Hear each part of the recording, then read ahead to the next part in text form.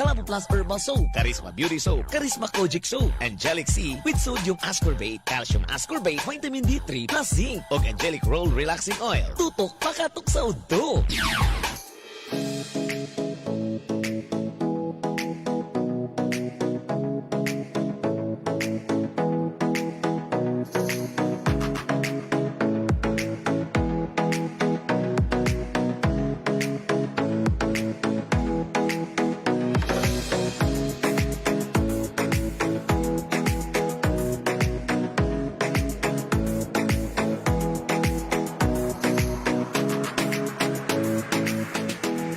Tutok pakatok sa uto, padayon ta sa tuwang panaguban, padayon sa tuwang paglanog-lanog. Oras na to alas 12:13 na gyud sa kautuhon.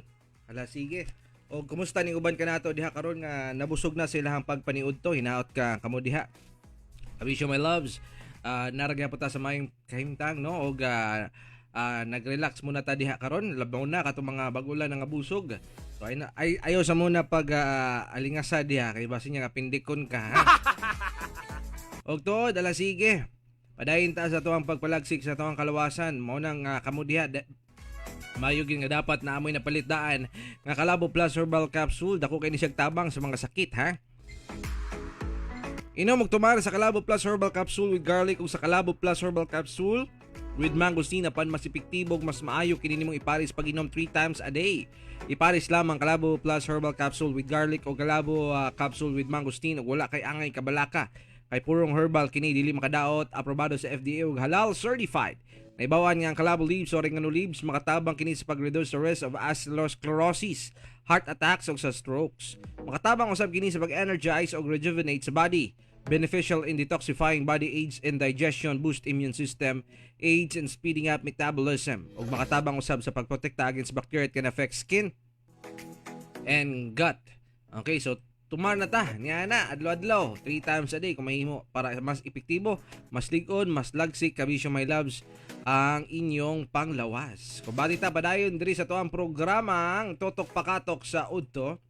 Ano yan nabunta sa tuwang programang Katok Confession. Laing kaagi nga atong pagkasairan karon o atong hatagag reaksyon, komento kung gusto mo mag-share, mutambag sa gihapon usab, duyog ta sa pagpaminaw kanato ha. Pabati mo 0917-509-5493 0917-509-5493 na diri ubos sa to ang Facebook Live, makita niyo ato ang contact number, message lang mo diha kanato ha. Sige, and pabati mo sa unsay inyo hangihimo karon o gibuhat karon og maayo bang ato ang pagkuhan diya, pagsibya diya, naabot ba ito ang signal diya karon sa inyo ha? Hala sige, regards lang ko sa mga istasyon nga naabot sa ito ang paglanog-lanog kanato karon mga taknaa. Daghang salamat sa inyo ha kabisyo my loves no. Anyway, plus start ta, lulubaba, ready na ba kani or ready na ka? No choice, ha? Ready na ba ka? Ha? O duyog na punta sa paguban-uban ni atong programa karon aron maplastaran to ni. Niya na po ang atong katok confession kay ang pasiug diya katok sa gihapon. Yan lang gani, busog ta sa tuwang paksiyong giluto ni Rosalyn Lagundi. Dagan salamat kanimo Rosalyn. Mayong pag-viewing, mayong pagpaminaw diha tuod sad. Wala sige. Ani na po ang atuang kaaging nga pagkasairan. Kung gusto mo mag-share di ay mga kabisyo my love sa message lang mo Katok Confession Facebook page. Isiniwalat ng lalaki kung paano niya natulungan ang babaeng sinusundan ng 3 hindi kilalang lalaki.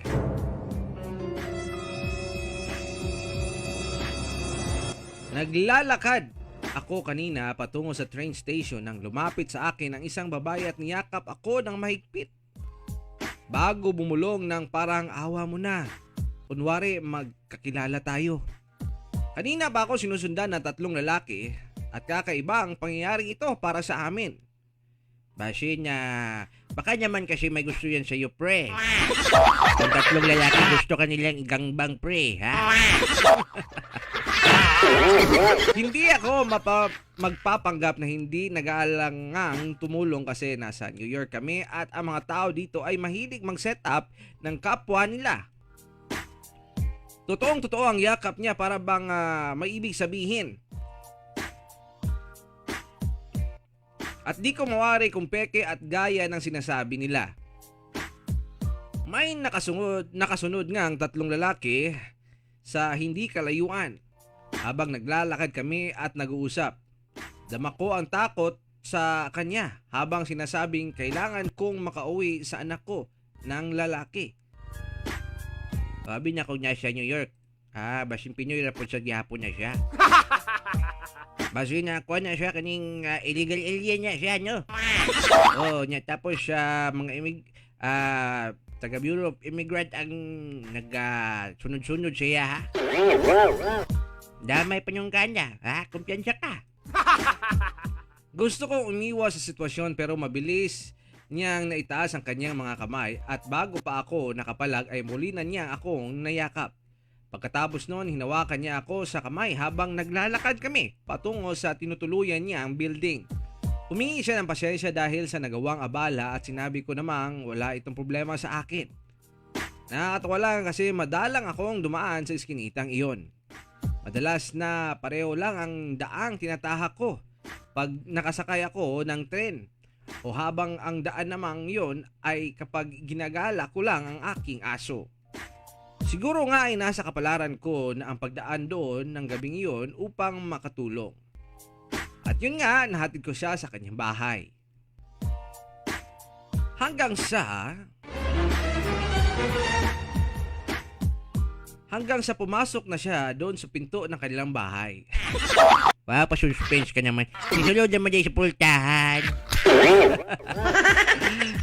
Nagpasalamat siya sa akin at tumangin ako sa aking likuran kung nandun pa ba yung tatlong lalaki na sumusunod sa amin. Hindi ko na masyadong mahagila pero nasa malayo na yung tatlong mga lalaki. At alam kong pag alis ko baka may mangyari sa babaeng aking hinatid. Kaya nakisuyo ako na pwede bang mag-CR. At doon nga, pinapasok niya ako sa kanyang bahay. At sinabi niya sa akin ang buong katotohanan kung bakit at kung sino yung mga taong sumusunod sa kanya. Ang sabi niya, hindi daw niya alam.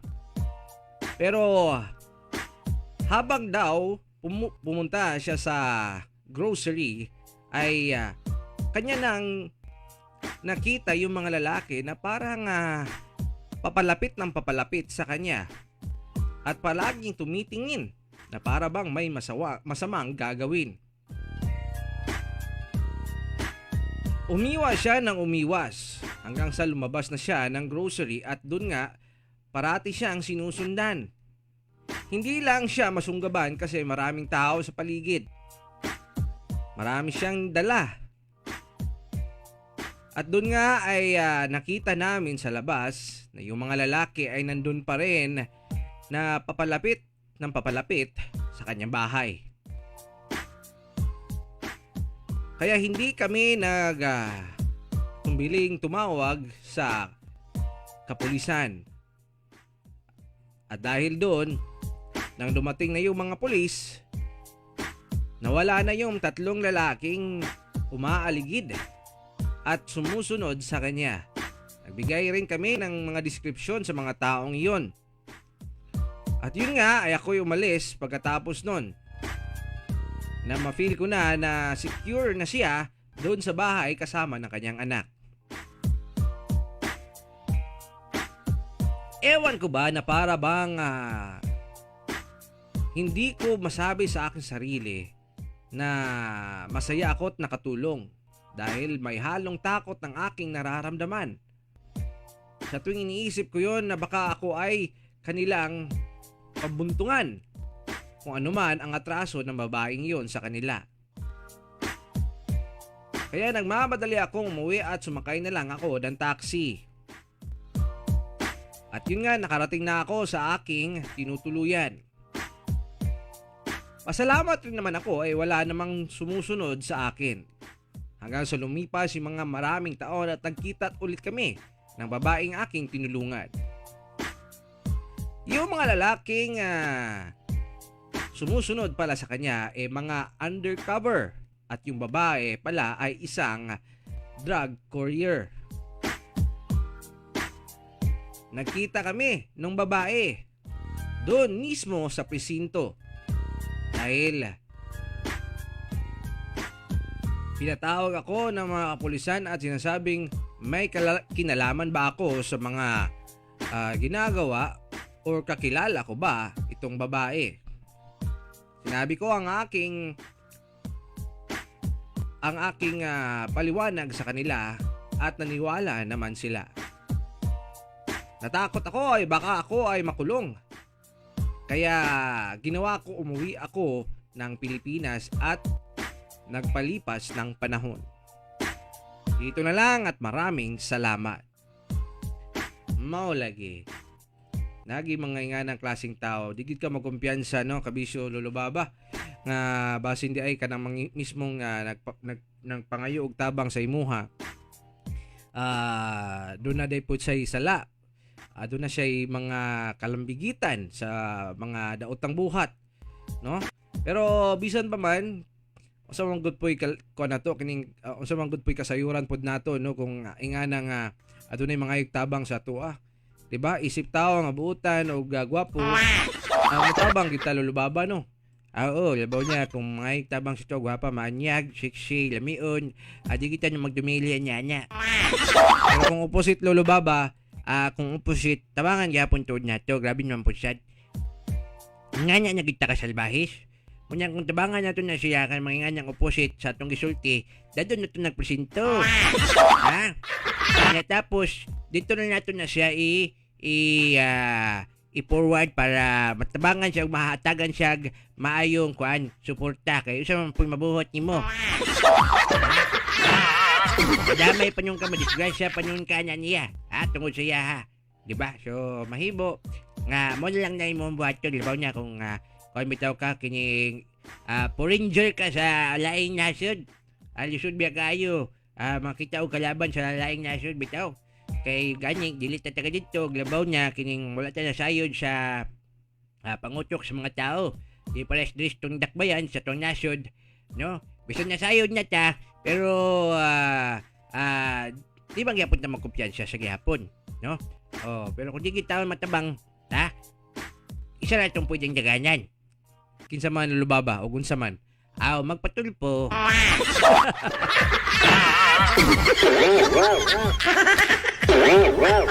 Nya tapos pa-picture din ka ha. Nya dayon ka mga nangutang sa imo ha. Sindan nimo picture nga kamo nagakbay mo ni tulpo. Di ka bayad sa imong utang. Hello day, kaway-kaway. Ala, sige, sumuka tong kaagi nga to ang nasayran, mga kabisyo, my loves. Daghang salamat sa inyong pag-uban-uban o pagduyog sa to ang programang Katok Confession. Kung na may gustong i-share ha, pabati lang mo tuod ka na to. O kung sa inyong mahatag nga reaksyon, di hala, sige. Open pagyapon na to text line. That's 0917-509-5493. Again, 0917-509-5493. Duyugtag padayon sa ato ang paglanog-lanog kung bati gyapon sa pagpahimsog. Labaw na ning uban kanato mga kabisyo my loves nga gustong mag-relax, gustong magkapi-kapi. Pag humanog paniudto, sama nato no. Kalabo Plus Herbal Coffee Original o Kalabo Plus Gold Herbal Coffee with Maca. Kung adik ka mga pipilian ning kape nga healthy bisan diabetic, pwede kaayo. Kaya papatamis ninyo adunay stevia extract, rich in antioxidant, rich in fiber. So ang pagpabawas yun nga dili adlaw-adlaw dili delay. Kalabo Plus Gold Herbal Coffee with Maca, makabusog, makapaboost sa energy, makapaabtik sa pinuti ni pare. Ginama sa Just Serve Marketing. Available sa Pass Pharmacy, Altura Small Generics Pharmacy ug sa tanang butika sa inyong lugar. Okay, nindot ni siya mga bisyo. Labaw na kung ganig minus na kayo inyong sex life. Kini mo'y gamitan, no? Kini mo'y himuon imog kuan kining pampabarog sa imuhang kaugmaon. Sa imong amigong bugoy. Dayog gyapon da badayon sa tuang paglanog-lanog diri gyapon sa programang Tutok Pakatok sa Udto. Kauban gyapon kuninyo mga kabisyo my loves, kini si Mike Kiling ug kini pod si Lolo Baba.